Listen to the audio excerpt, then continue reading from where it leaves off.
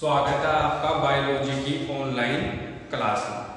हमने पिछले वीडियो के अंदर तीसरा चैप्टर कंप्लीट किया था। उसके अंदर हमने ये पढ़ा था कि पादप के अंदर लैंगिक जनन, और हमने उससे पहले फर्स्ट चैप्टर के अंदर पादप के अंदर जो अलैंगिक जनन होता है उसके बारे में भी अध्ययन किया था।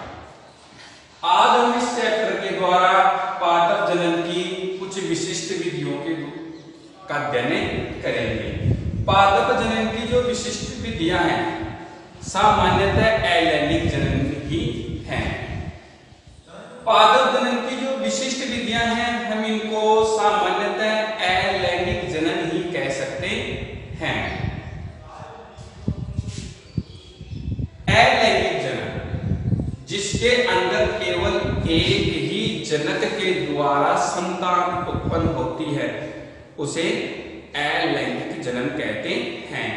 लैंगिक जनन जिसमें जो संतान है दो जनकों के द्वारा उत्पन्न की जाती है उसे लैंगिक जनन कहते हैं।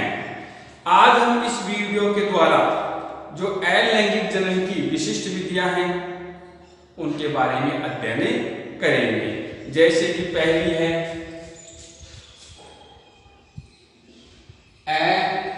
असंग जनन। असंग जनन। दूसरी है अनिषेक बीजदान। अनिषेक बीजदान। तीसरी है सूक्ष्म प्रवर्धन। चौथी विधि है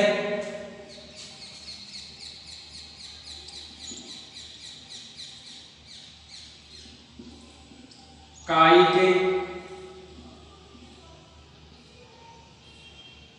प्रवर्धन। कायिक जनन के बारे में हमने पहले भी पढ़ा था कि जो पौधों के कायिक भाग हैं जैसे कि जड़ है, तना है, पत्ती है के द्वारा नए पादप बनते हैं तो उसे कायिक प्रवर्धन कहते हैं। असंग जनन पहली विधि। असंग जनन जिसमें युग्मकों का संलयन नहीं होता है, और हमने इसके बारे में पहले भी अध्ययन किया था कि जो असंग जनन होता है इसके अंदर जो जनन सक्षम युग्मक होते हैं, नर युग्मक और मादा युग्मक, जो कार्यशील भी होते हैं, जनन करने में सक्षम भी होते हैं, नर युग्मक और मादा युग्मक, लेकिन उनका संयोजन नहीं हो पाता है। अनिषेक बीजता कुछ पौधों के अंदर बिना निषेचन की क्रिया के ही बीज बन जाते हैं, अनिषेक बीजता। सूक्ष्म प्रवर्धन। सूक्ष्म प्रवर्धन एक तरह से कृत्रिम विधि है। सूक्ष्म प्रवर्धन एक तरह से कृत्रिम विधि है। इस विधि के अंदर हम पादप के किसी भी भाग की कोशिका है, उत्तक है या कोई अंग है उसको लेकर के पोषक माध्यम में ढाल करके और उससे नए पादपों का निर्माण करते हैं। कायिक प्रवर्धन जो पौधों के कायिक भाग है, जड़, तना, पत्ती, पुष्प, उनके द्वारा हम नए पादपों का निर्माण करते हैं, वो कायिक प्रवर्धन कहलाता है। सबसे पहले देखते हैं हम पादप जनन की विशिष्ट विधियां किसे कहते हैं, इसका अर्थ क्या होता है। पादप जनन की विशिष्ट विधियां, इसको एक तरह से अलैंगिक जनन हम मान सकते हैं। इसके अंदर जो एक ही जनक होता है उसकी किसी भी द्विगुणित कोशिका या अगुणित कोशिका से नए पादप का निर्माण होता है, उसको विशिष्ट विधि मान सकते हैं हम। इसके अंदर विशिष्ट विधियों के अंदर कोई सी भी विधि हो, चार विधियों में से कोई भी विधि हो, इनमें युग्मक संलयन नहीं होता है। युग्मक संलयन का मतलब है इनमें निषेचन नहीं होता है। निषेचन का अर्थ होता है इनमें अर्धसूत्रण नहीं होता है, युग्मक संलयन नहीं होता है इनमें किसी भी विधि के अंदर, अर्धसूत्रण नहीं होता है इनके अंदर किसी भी विधि के अंदर। जो ये विशिष्ट विधियां होती हैं वो एक तरह से अलैंगिक जनन ही है। विशिष्ट विधियों के अंदर जो नया पादा बनता है, जो संतति बनती है, उसके अंदर जो आनुवांशिक गुण होते हैं, जो आनुवांशिक गुण होते हैं वो मात्र पादप के समान ही होते हैं, वो मात्र पादप के समान ही होते हैं। इसीलिए जो जनन की विशिष्ट विधियां हैं इनको अलैंगिक जनन ही माना गया है। अलैंगिक जनन के अंदर उत्पन्न संतति के अंदर जो आनुवांशिक हैं, शारीरिक हैं, कार्य के लक्षण हैं, वो मात्र पादप के समान होते हैं, जनक के समान होते हैं। इसलिए अलैंगिक जनन में जो उत्पन्न संतति होती है उसको क्लोन भी कहते हैं। हमने इसके बारे में पहले पढ़ा था कि जो क्लोन होता है वो आनुवांशिक रूप से, जैसे मान लो हमारे पास कोई जनक है, एक ही जनक है, यदि इस एक जनक से संतति उत्पन्न हो रही है तो इस संतति को हम क्लोन कहेंगे, इस संतति को हम क्लोन कहेंगे। क्यों कहेंगे? क्योंकि इस संतति के अंदर जो आनुवांशिक शारीरिक कार्य की जो भी लक्षण है वो जनक के समान होते हैं। इसलिए अलैंगिक जनन में जो उत्पन्न होती है संतति उसको क्लोन कहते हैं। जो जनक है उसी के लक्षण संतति के अंदर प्रदर्शित होते हैं। सबसे पहले देखते हैं हम असंग जनन। असंग जनन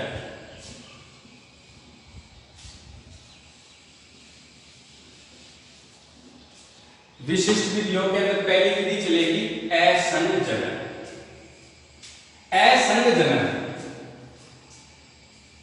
जो जनन सक्षम कार्यशील जो नर युग्मक होते हैं, नर युग्मक व मादा युग्मक का संलयन नहीं होता है, का संलयन नहीं होता है, अर्थात निषेचन नहीं होता है और संतति उत्पन्न हो जाती है, उसको असंग जनन कहते हैं। हैंस विंकलर, हैंस विंकलर के अनुसार, हैंस विंकलर के अनुसार जनन की वह विधि, जनन की वह विधि जैसे कि कोई लैंगिक जनन की क्रिया ही है, लेकिन उसके अंदर किसी भी विधि के द्वारा, किसी भी विधि के द्वारा अर्धसूत्रण, अर्धसूत्रण व निषेचन नहीं होता है, अर्धसूत्रण व निषेचन नहीं होता है, उसे असंग जनन कहते हैं। हम सामान्य रूप से कह सकते हैं असंग जनन के अंदर नर युग्मक व मादा युग्मक का संलयन नहीं होता है और संतति उत्पन्न हो जाती है, उसको असंग जनन कहते हैं। या जो कार्य सक्षम क्रियाशील जनन सक्षम जो युग्मक होते हैं उनका संलयन नहीं होता है फिर भी संतति उत्पन्न हो जाती है, उसे असंग जनन कहते हैं। हैंस विंकलर के अनुसार लैंगिक जनन, लैंगिक जनन के अंदर किसी भी विधि के द्वारा, लैंगिक जनन में किसी भी विधि के द्वारा अर्धसूत्रण व निषेचन नहीं होता है तो उसे असंग जनन कहते हैं। असंग जनन को मुख्य रूप से दो भागों में बांटा गया है। असंग जनन को मुख्य रूप से दो भागों में बांटा गया है। पहला भाग है बीजाणुद भिद, बीजाणुभिद असंगजनन, बीजाणुभिद असंगजनन। दूसरा भाग है युग्मकोद भिद असंगजनन, युग्मकोद भिद असंगजनन। बीजाणुभिद हमने पहले देखा था कि पौधों के अंदर जो पीडी एकांतरण होता है उसके अंदर दो प्रावस्थाएं चलती हैं। पीडी एकांतरण में पौधों के अंदर दो अवस्थाएं चलती हैं। पहली अवस्था होती है बीजाणुभिद और दूसरी अवस्था होती है युग्मकोदभिद। बीजाणुभिद और युग्मकोदभिद। बीजाणुभिद जो प्रावस्था होती है वह द्विगुणित होती है। युग्मकोदभिद जो प्रावस्था होती है वह अगुणित होती है। द्विगुणित और अगुणित प्रावस्था है। बीजाणुभिद जो द्विगुणित अवस्था होती है उसके अंदर पूरा का पूरा पादप शरीर होता है, पादप शरीर या द्विगुणित कोशिकाएं। युग्मकोदभिद अवस्था के अंदर युग्मक बनते हैं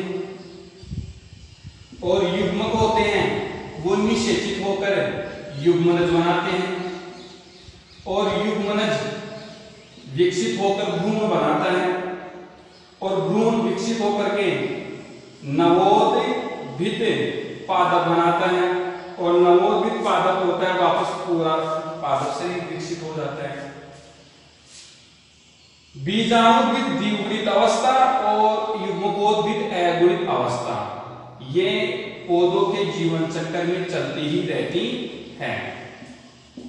एकांतर में पहले बीजाणुभिद फिर अगुणित, फिर बीजाणुभिद फिर अगुणित अवस्थाएं चलती ही रहती हैं। तो बीजाणुभिद जो असंजनन होता है इसके अंदर जब भ्रूण का निर्माण होगा तो वो द्विगुणित कोशिका से होगा, द्विगुणित कोशिका से। और द्विगुणित कोशिका से जो भ्रूण बनेगा वह भी द्विगुणित होगा। युग्मकोदभिद असंजनन के अंदर, युग्मकोदभिद असंजनन के अंदर जो भ्रूण बनेगा वो अगुणित कोशिका से बनेगा और जो अगुणित कोशिका होती है उससे जो भ्रूण बनता है वह भी अगुणित होता है। हमने बीजांड की संरचना के अंदर देखा था, बीजांड की संरचना। बीजांड की संरचना के अंदर जो बीजांड का सबसे बाह्य आवरण होता है लगभग वह एक भी हो सकता है, दो भी हो सकते हैं, उनको अध्यावरण कहते हैं। बीजांड के बाह्य आवरण को अध्यावरण कहते हैं। अध्यावरण के अंदर जो आवरण होता है उसको बीजांड काय कहते हैं। अध्यावरण के अंदर जो आवरण होता है उसको बीजांड काय कहते हैं। बीजांड काय के अंदर भ्रूण कोश होता है और भ्रूण कोश के अंदर 7 कोशिकाएं होती हैं। भ्रूण कोश में 7 कोशिकाएं होती हैं। जहां पर अध्यावरण, चारों तरफ अध्यावरण है,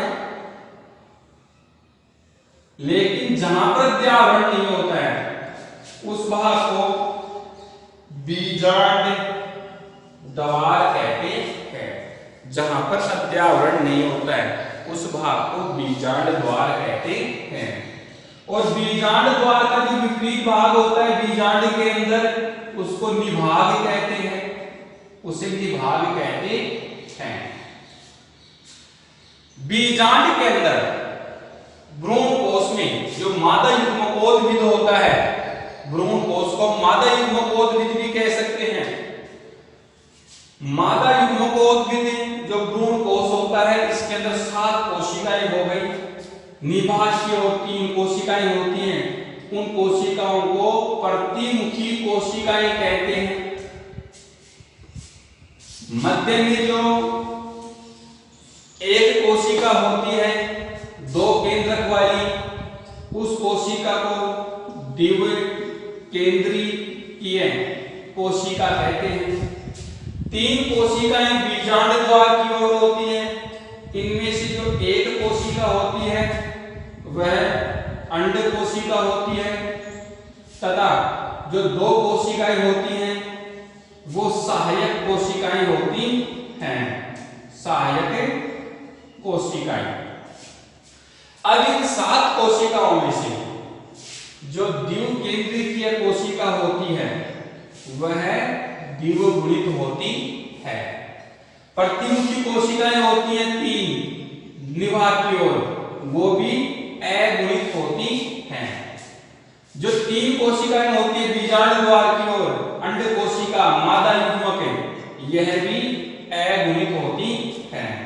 2 सहायक कोशिकाएं होती हैं, ये भी अगुणित होती हैं। अब इनके अलावा बीजांड के अंदर अध्यावरण और बीजांडकाय, इनमें जितनी भी कोशिकाएं हैं वो सब की सब द्विगुणित होती हैं। कहने का मतलब अध्यावरण की कोशिकाएं भी द्विगुणित और बीजांडकाय की कोशिकाएं भी द्विगुणित होती हैं। बीजाणुद्भिद असंजनन, इसको अपस्थानिक भ्रूणकाली कहते हैं। बीजाणुद्भिद जो असंजनन होता है इसको अपस्थानिक भ्रूणकाली कहते हैं। अपस्थानिक भ्रूणकाली। बीजाणुद्भिद असंजनन के अंदर जो भ्रूण विकसित होता है वह बीजांड की जो द्विगुणित कोशिकाएं होती हैं, क्योंकि बीजाणुद्भिद अवस्था कौन सी है, द्विगुणित है, और बीजांड के अंदर जो द्विगुणित कोशिकाएं होती हैं जैसे कि अध्यावरण की कोशिकाएं भी द्विगुणित हैं, बीजांडकाय की कोशिकाएं भी द्विगुणित हैं। यदि इन द्विगुणित कोशिकाओं से भ्रूण बनता है तो उसको बीजाणुद्भिद असंजनन कहते हैं। बीजाणुद्भिद असंजनन कहते हैं। युग्मकोद्भिद असंजनन, इसमें युग्मकोद्भिद असंजनन में युग्मक चाहे से मादा युग्मक हो चाहे से नर युग्मक हो, मादा युग्मक भी अगुणित होता है, नर युग्मक भी अगुणित होता है।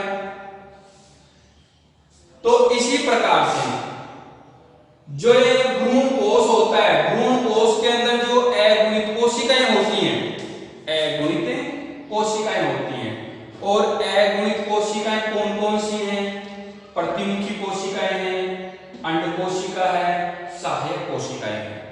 सहायक कोशिकाएं हैं, ये अगुणित है।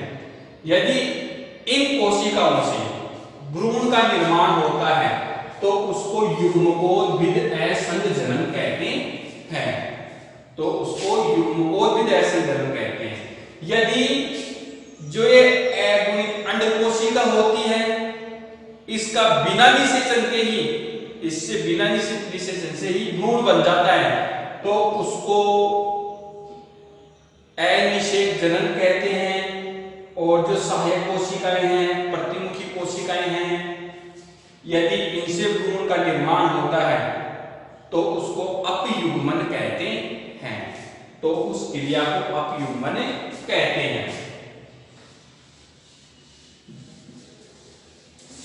तो इस तरह से बीजाणुद्भिद और युग्मकोद्भिद असंजनन की क्रियाएं होती हैं। हम इसको इस प्रकार से समझ सकते हैं। दूसरा तरीका है असंजनन को समझने का। बीजांड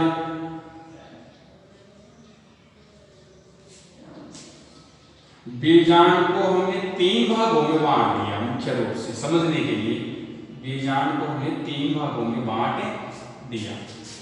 बीजांड का जो सबसे बाहरी आवरण होता अध्यावरण कहते हैं।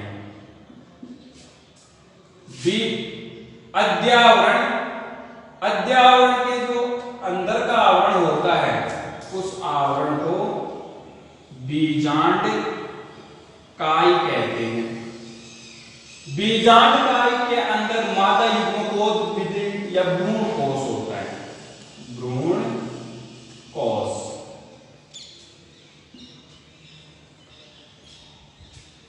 अध्यावरण द्विगुणित होता है, बीजांड काई द्विगुणित होता है और भ्रूण कोश को हमने दो भागों में बांटा। भ्रूण कोश के अंदर 7 कोशिकाएं हैं, भ्रूण कोश में 7 कोशिकाएं होती हैं। इन 7 कोशिकाओं में से एक कोशिका होती है द्विकेंद्रीय कोशिका, एक होती है। और इसके अलावा इसके अंदर एक कोशिका होती है अंड कोशिका और एक कोशिका अंड कोशिका। अब बच गई 5 कोशिकाएं। तो इन 5 कोशिकाओं में से प्रतिमुखी कोशिकाएं, प्रतिमुखी और सहायक है। प्रतिमुखी 3 कोशिकाएं होती हैं और सहायक 2 कोशिकाएं होती हैं। इस प्रकार से बीजांड की संरचना होगी। सबसे पहले देखते हैं हम बीजाणुद्भिद असंजनन किसको कहते हैं। बीजाणुद्भिद जो असंजनन होता है जिसको अपस्थानिक भ्रूणता भी कहते हैं, तो सीधी सी परिभाषा है इसकी कि बीजाणुद्भिद जो असंजनन होता है इसमें जो भ्रूण का निर्माण होता है वह अध्यावरण और बीजांड काई की जो द्विगुणित कोशिकाएं होती हैं उनसे होता है। अध्यावरण और बीजांड काई की जो द्विगुणित कोशिकाएं होती हैं वो किसका निर्माण करती है, भ्रूण का निर्माण करती हैं। इस क्रिया को बीजाणुद्भिद कहते हैं, बीजाणुद्भिद कहते हैं। अब दूसरा भाग है असंजनन का, युग्मकोद्भिद असंजनन। यदि बीजांड के अंदर या भ्रूण कोश के अंदर जो अगुणित कोशिकाएं होती हैं, द्विकेंद्रीय कोशिका तो द्विगुणित है, अंड कोशिका अगुणित और सहायक कोशिकाएं अगुणित। यदि भ्रूण कोश के अंदर जो अगुणित कोशिकाएं हैं, अंड कोशिका, प्रतिमुखी कोशिका, सहायक कोशिकाएं, इनसे भ्रूण का निर्माण होता है तो उसको युग्मकोद्भिद कहते हैं। अध्यावरण और बीजांड काई की द्विगुणित कोशिकाओं से भ्रूण बनता है तो उसे बीजाणुद्भिद कहते हैं। भ्रूण कोश के अंदर जो अंड कोशिका और प्रतिमुखी और सहायक कोशिकाएं जो अगुणित होती हैं, यदि उनसे भ्रूण का निर्माण होता है तो उसको युग्मकोद्भिद कहते हैं।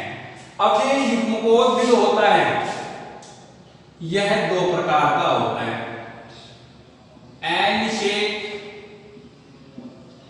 जनन, अनिषेक जनन और अपयुग्मन। अनिषेक जनन और अपयुग्मन। यदि अंड कोशिका का बिना निषेचन से ही भ्रूण बन जाता है, भ्रूण का निर्माण अंड कोशिका के बिना निषेचन से ही, तो उसको अनिषेक जनन कहते हैं, तो उसे अनिषेक जनन कहते हैं। प्रतिमुखी कोशिकाएं और सहायक कोशिकाएं, यदि इनसे भ्रूण बनता है, इनसे भ्रूण का निर्माण होता है, तो उसे अपयुग्मन कहते हैं, तो उसे अपयुग्मन कहते हैं। तो इस प्रकार से युग्मकोद्भिद में तो केवल अगुणित कोशिकाओं से भ्रूण बनेगा।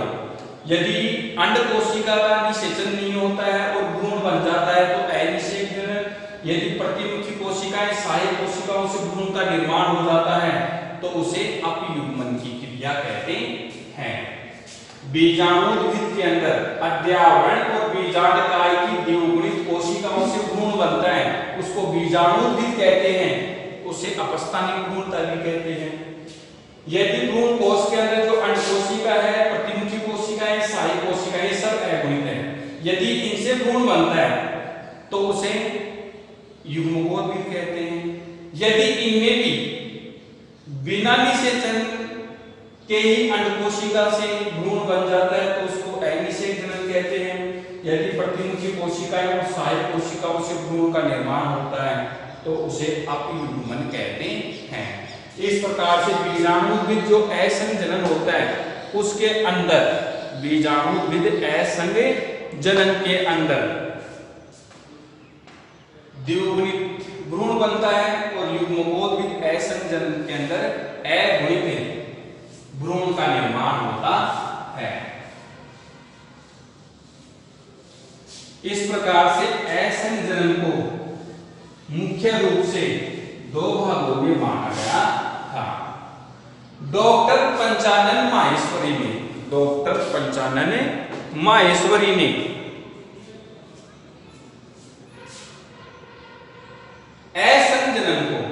असंग जनन को दो भागों में बांटा। पहला भाग था अनावर्ती असंग जनन और दूसरा भाग है पुनरावर्ती असंग जनन।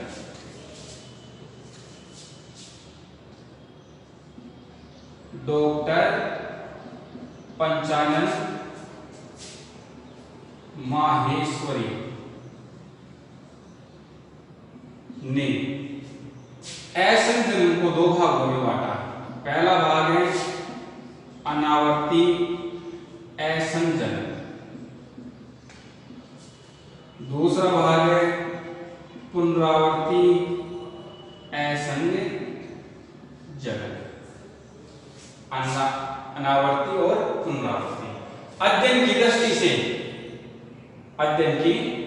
से जो असंग जनन है इसको चार भागों में बांटा गया है।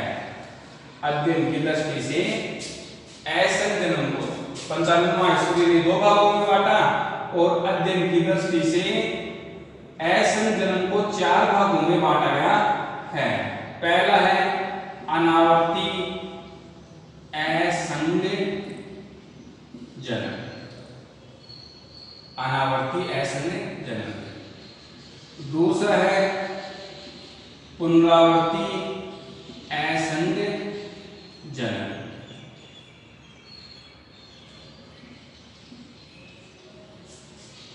अनावर्ती और पुनरावर्ती, ये दोनों प्रकार के जो असंग जनन होते हैं उनमें भ्रूण का जो निर्माण होगा वह अगुणित और द्विगुणित दोनों प्रकार से होगा। तीसरा है अपस्थानिक भ्रूणता, जो अभी हमने देखा था बीजाणुद्भिद असंग जनन। चौथा है कायिक असंग जनन, कायिक असंग जनन। तो इस प्रकार से जो असंग जनन है इसको चार भागों के अंदर बांटा गया है। जो अनावर्ती असंग जनन होता है इसके अंदर जो हमने पहले पढ़ा था गुरु बीजाणु जनन, गुरु बीजाणु जनन। तो सबसे पहले एक बार उसे फिर देखते हैं। गुरु बीजाणु धानी में, गुरु बीजाणु धानी में जो मात्र गुरु बीजाणु होता है, मात्र गुरु बीजाणु जनन जो कोशिका होती है, मात्र गुरु बीजाणु, मात्र जो गुरु बीजाणु होता है कोशिका द्विगुणित होती है, उसके द्वारा चार गुरु बीजाणु बनते हैं, चार गुरु बीजाणु बनते हैं। और जो चार गुरु बीजाणु होते हैं इनमें से एक सक्रिय रहता है, और 3 निष्क्रिय रहते हैं। जो सक्रिय रहता है वह मादा युग्मकोद्भिद भ्रूणकोश का निर्माण करता है और जो निष्क्रिय होते हैं वो नष्ट हो जाते हैं। गुरु बीजाणु की मात्र जो कोशिका होती है उसमें अर्धसूत्री विभाजन होता है और अर्धसूत्री विभाजन होने से 4 गुरु बीजाणु बनते हैं और जो 4 गुरु बीजाणु होते हैं उनमें से एक सक्रिय होता है, वो मादा युग्मकोद्भिद का निर्माण करता है। अनावर्ती असंजनन के अंदर जब मात्र गुरु बीजाणु के अंदर जब पूर्ण रूप से नहीं हो पाता है तो उससे पहले ही जब बीजांड है, बीजांड का कोई भी भाग है जैसे कि अध्यावरण है या फिर बीजांडकाय है तो उनसे भ्रूण का निर्माण होने लगता है। या मादा युग्मकोद्भिद की किसी भी कोशिका से जब मादा युग्मकोद्भिद बन जाता है एक सक्रिय गुरु बीजाणु के द्वारा, सक्रिय गुरु बीजाणु के द्वारा उससे भ्रूण बनता है, तो ये क्रियाएं अनावर्ती असंजनन के अंदर आती हैं। अनावर्ती असंजनन ये एक तरह से बीजाणुविद असंजनन की तरह ही होता है। अनावर्ती असंजनन एक तरह से इसके बीजाणुविद की तरह होता है। इसके अंदर जैसे कि हमने अभी देखा था कि हमारे पास अंड कोशिका है और सहायक कोशिकाएं हैं, प्रतिमुखी कोशिकाएं हैं। जब अंड कोशिका का निषेचन नहीं होता है और उससे भ्रूण बन जाता है और जो भ्रूण बनता है वो अगुणित होता है। अनावर्ती असंजनन को मुख्य रूप से 2 भागों में बांटा गया। पहला तो है अगुणित अनिषेक जनन, दूसरा है अगुणित अपयुग्मन, अगुणित अपयुग्मन। अगुणित अनिषेक जनन के अंदर यदि जो अगुणित अंड कोशिका होती है उसका बिना निषेचन अंड कोशिका जो कि अगुणित होती है, जिसका निषेचन नहीं होता है, बिना निषेचन के ही भ्रूण बन जाता है, भ्रूण बनता है और वो भ्रूण भी क्या होता है, अगुणित होता है। तो इस क्रिया को अगुणित अनिषेक जनन कहते हैं। अगुणित अपयुग्मन, जो अगुणित कोशिकाएं होती हैं भ्रूण कोश के अंदर या मादा युग्मकोद्भिद के अंदर, सहायक कोशिकाएं, प्रतिमुखी कोशिकाएं, उन अगुणित कोशिकाओं से सहायक कोशिका है, प्रतिमुखी कोशिका है, उन कोशिकाओं से अगुणित होती है ये कोशिकाएं, इन कोशिकाओं से भ्रूण बनता है और वो भ्रूण भी क्या होता है, अगुणित होता है, तो उसे अगुणित अपयुग्मन कहते हैं। अनावर्ती असंजनन के 2 भाग हुए, अगुणित अनिषेक जनन, अगुणित अपयुग्मन। अगुणित के अंदर जो अंड कोशिका होती है उसका निषेचन नहीं होता, उससे अगुणित भ्रूण बनता है तो उसको अगुणित अनिषेक जनन कहते हैं। अगुणित अपयुग्मन यदि जो सहायक कोशिकाएं हैं, प्रतिमुखी कोशिकाएं हैं जो कि अगुणित होती है उनसे यदि भ्रूण बनता है तो उसको अगुणित अपयुग्मन कहते हैं। अगुणित अपयुग्मन की क्रिया का सबसे पहले अध्ययन जोरजेनसन ने किया था, जोरजेनसन ने किया था। और जो एक क्रियाएं होती हैं मुख्य रूप से, जैसे इसके कुछ उदाहरण भी हैं, जैसे कि दत्तुरा है, मक्का है, इसमें अगुणित अपयुग्मन पाया जाता है। दत्तुरा मक्का में अगुणित अपयुग्मन पाया जाता है। यदि अगुणित जो अंडकोशिका होती है उसका निषेचन नहीं होता है, अगुणित भ्रूण बनता है तो उसको अगुणित अनिषेक जनन कहते हैं। जो सहायक कोशिकाएं हैं, प्रतिमुखी कोशिकाएं हैं अगुणित, यदि इनसे अगुणित भ्रूण बनता है तो कोशिका को अगुणित अपयुग्मन कहते हैं। इसका अध्ययन जॉर्जेनसन ने किया था सबसे पहले, और ये जो दथुरा है, मक्का है, उसके अंदर पाई जाती है। दूसरा भाग है असंग जनन का पुनरावर्ती असंग जनन। पुनरावर्ती जो असंग जनन होता है, यह युग्मकोद्भिद असंग जनन भी कहलाता है। इसके अंदर असूत्री विभाजन नहीं होता है और जो द्विगुणित मादा युग्मकोद्भिद बनता है। यह जो होता है यह दो प्रकार का होता है। पहला है जनन अपबीजाणुता और दूसरा भाग है इसके अंदर कायिक अपबीजाणुता। पुनरावर्ती को भी दो भागों में बांटा, अपबीजाणुता, अपबीजाणुता और जनन अपबीजाणुता, और दूसरा है इसका भाग है कायिक बीजाणुता।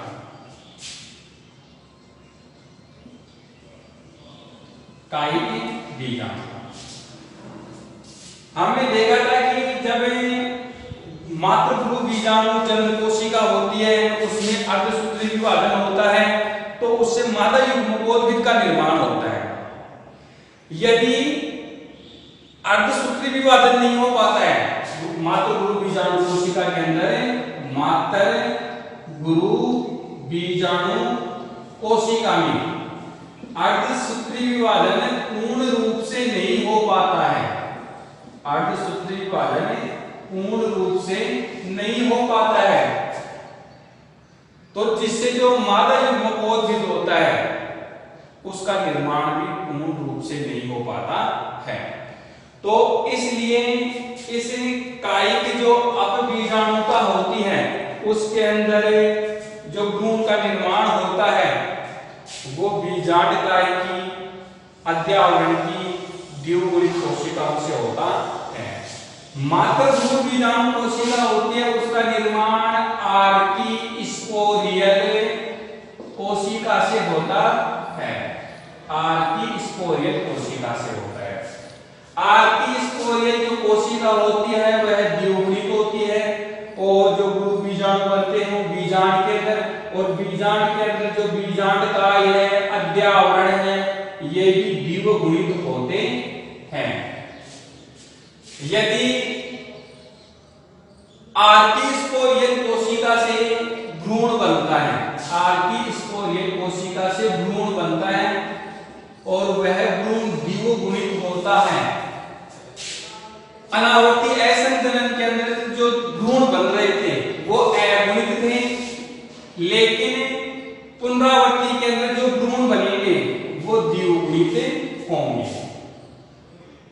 पुनरावर्ती असंग जनन के अंदर जब जो जनन अपबीजाणुता होती है, जनन अपबीजाणुता, पहला बात यदि इसके अंदर आर्की स्पोरियल कोशिका जो द्विगुणित है इससे द्विगुणित भ्रूण बनता है तो इसको जनन अपबीजाणुता कहते हैं। यदि बीजांड के अंदर जो बीजांडकाय है अध्यावरण की द्विगुणित कोशिकाओं से भ्रूण बनता है और वो भ्रूण भी क्या होता है, द्विगुणित होता है, तो उसे कायिक अपबीजाणुता कहते हैं, तो उसे कायिक अपबीजाणुता कहते हैं।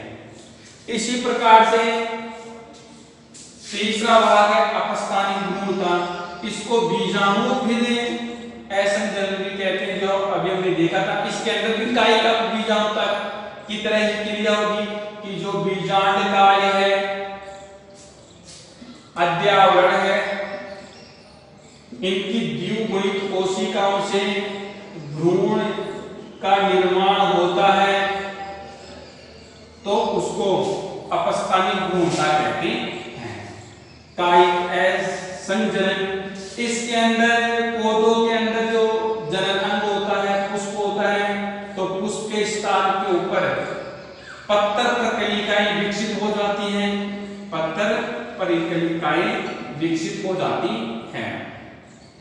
जो पत्तर प्रकलिकाएं होती हैं यदि ये पौधे के ऊपर ही अंकुरित हो जाए, पौधे के ऊपर ही अंकुरित हो जाती हैं, अंकुरित होने के बाद में नए पात निर्माण करती हैं तो उसे कायिक असंजनन कहते हैं। कायिक असंजनन कहते हैं। इनके अंदर जो भी संतति उत्पन्न होते हैं इन विधियों के द्वारा उनको एक तरह से अलैंगिक जनन ही माना गया है। अलैंगिक जो जनन होता है उसके अंदर जो संतति होती है उसके आनुवांशिक गुण हैं, शारीरिक गुण हैं, वो मात्र के समान होते हैं, मात्र जनन के समान होते हैं, इसलिए तो क्लोन भी कहते हैं। असंजनन जिसमें युग्मकों का संलयन नहीं होता है, युग्मकों का संलयन नहीं होता है। असंजनन को सबसे पहले बीजाणुविद और युग्मकोद्भिद दो भागों में बांटा, फिर पंचानन आयुष्य में उनको दो भागों में फिर बांट दिया, अनावर्ती और पुनरावर्ती। फिर अध्ययन करने के लिए सभी को मिलाकर के मुख्य रूप से इनको चार भागों में बांटा गया, अनावर्ती, पुनरावर्ती, अपस्थानिक और कायिक असंजनन।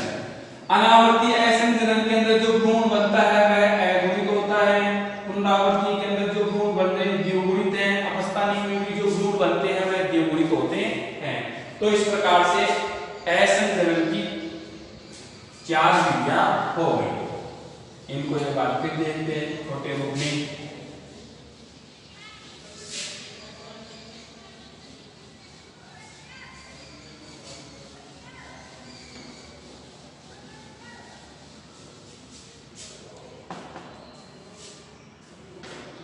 असंजनन, असंजनन को मुख्य रूप से चार भागों में बांटा गया। पहला भाग है इसका अनावर्ती असंजनन। अनावर्ती असंजनन के अंदर गुरु बीजाणु मात्र कोशिका के अंदर जो अर्धसूत्री विभाजन होता है वह पूर्ण हो जाता है। पूर्ण होने के बाद में जो मादा युग्मकोद होता है या भ्रूण कोश होता है, भ्रूण कोश, पहले इसको देखते हैं कि इसके अंदर पूर्ण अर्धसूत्री विभाजन होता है। अर्धसूत्री विभाजन अनावर्ती असंजनन को दो भागों में बांटा, अनिषेक जनन और अपयुग्मन। अनिषेक जनन के अंदर जो भ्रूण बनता है अगुणित होता है। इस भ्रूण का निर्माण यदि अंड कोशिका से होता है, अंड कोशिका से, और अंड कोशिका के अंदर भी अगुणित होती है लेकिन इसमें निषेचन नहीं होता है। बिना निषेचन के अंड कोशिका से भ्रूण बन जाता है, तो इस क्रिया को अनिषेक जनन कहते हैं। अपयुग्मन बीजांड के अंदर जो मादा भ्रूण कोश होता है, मादा युग्मकोद भी होता है, इसके अंदर जो प्रतिमुखी कोशिकाएं होती हैं या सहायक कोशिकाएं होती हैं, इन सहायक कोशिकाओं से यदि भ्रूण बनता है और वो भ्रूण क्या होता है, अगुणित होता है, तो उसे अपयुग्मन कहते हैं। दूसरा भाग है इसका पुनरावर्ती। पुनरावर्ती पुनरावर्ती के अंदर जो भ्रूण बनता है वह द्विगुणित होता है। पुनरावर्ती अनावर्ती में जो भ्रूण बन रहे थे वो अगुणित थे, पुनरावर्ती में जो भ्रूण बनते हैं वो द्विगुणित होते हैं। अब पुनरावर्ती को भी दो भागों में बांटा गया था। पहला भाग था इसका जनन अपबीजाणुता, दूसरा भाग था इसका कायिक बीजाणुता। जनन अपबीजाणुता यदि इसके अंदर जब इसमें जो अर्धसूत्री हो रहा था वो पूर्ण था, इसमें अर्धसूत्री पूर्ण नहीं हो पाता है, इसमें अर्धसूत्री विभाजन पूर्ण नहीं हो पाता, ये अंतर क्यों हो गए। अनावर्ती में जो गुण बनते हैं वो अगुणित, पुनरावर्ती में जो गुण बनते हैं वो द्विगुणित।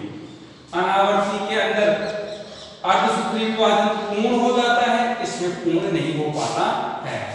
जनन अपबीजाणुता यदि इसके अंदर भ्रूण आर्किस्पोरियल कोशिका से बनता है, आर्किस्पोरियल कोशिका से बनता है, तो उसको जनन अपबीजांडता कहते हैं, कायिक अपबीजांडता। यदि इसके अंदर भ्रूण बीजांडकाय या अद्यावरण की द्विगुणित कोशिकाओं से बनता है तो उसको कायिक अपबीजांडता कहते हैं। तीसरा आता अपस्थानिक भ्रूणता।